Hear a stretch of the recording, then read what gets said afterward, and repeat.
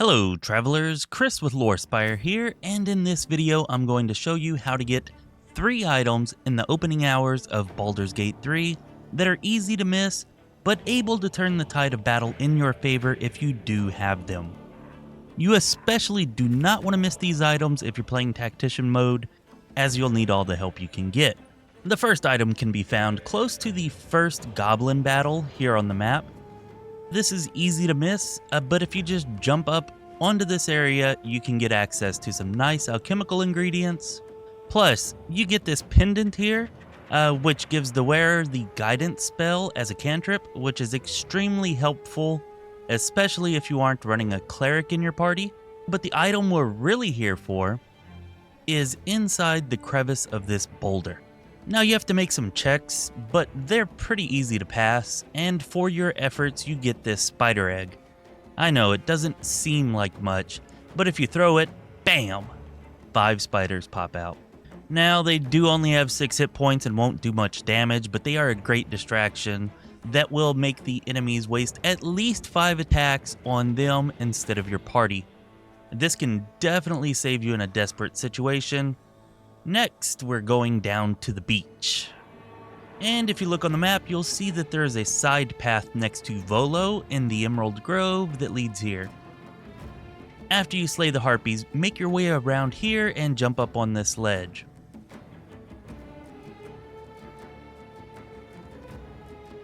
Continue on to the harpy's nest, and you'll find this ring of color spray. Slap this on one of your casters and they can blind up to 33 hit points worth of creatures per battle. Not per short rest, but per battle. And at this point in the game, that's pretty damn good. The last one we have here requires a bit of puzzle solving, but the reward is well worth it. You need to go to the Druid's Chambers seen here on the map, and inside you need to obtain 2 items to access your prize. The first is a Rune of the Wolf, and you can get that from Wrath here by pickpocketing him or killing him. Killing him will have repercussions, and pickpocketing him is a little difficult, so make sure that you drop a save before you try either. The other item that you need is the Key of the Ancients. Nettie here has one, but she is wearing it, so you have to kill her if you want the key. If you do decide to do that, you can actually close this door to her room and kill her without alerting the other druids. But on the off chance that you aren't homicidal, if you make your way to the prison area of the grove, then jump down here and go through this door. Inside there are traps, but you can easily bypass them by sneaking and touching the blue runestones like so. Now search Findal here, and you'll see that he has a Key of the Ancients. In your playthrough, it is possible that Findal may not be dead whenever you find him, in which case you'll have a decision to make. Once you have the Key of the Ancients, you can access the puzzle chamber in the Druid's Chambers. It has 2 entrances, one of which is in the Druid Chambers and the other of which is in this cave.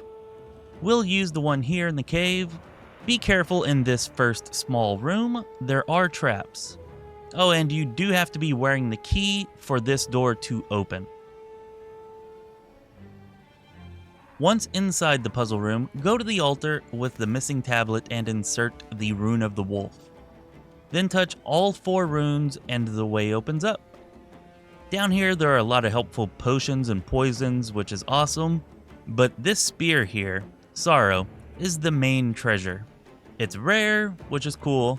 Unfortunately, the damage isn't as much as the Fire Sword Everburn that you get from Commander Zalk on the Nautiloid, but the damage is still pretty good, and it has some cool abilities.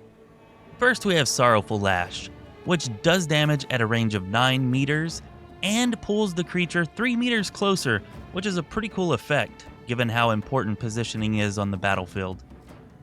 Then we have Rush Attack, which is great for engagement and positioning, Lacerate, which causes bleed, and Brace, which allows you to trade movement for advantage on damage rolls. Oh, and it has extra reach, which is pretty nice. Anyways, I have been using this weapon to good effect with Will. He's a bit squishy, so I don't like to get him into melee, but then he's kind of melee focused, or at least the way I've built him he is. But with this weapon, he can run into melee, attack, and then run back away from the front line, since he never actually gets close enough to be engaged, and thus is not subject to an attack of opportunity. It's a pretty effective way to make use of the weapon, and since he can use his charisma modifier on his attack rolls, it's actually quite effective. Okay, I hope that this helped you out. Be sure to like and subscribe if it did, and I'll see you in the next one. This has been Chris with Lorespire. Be well, my friends.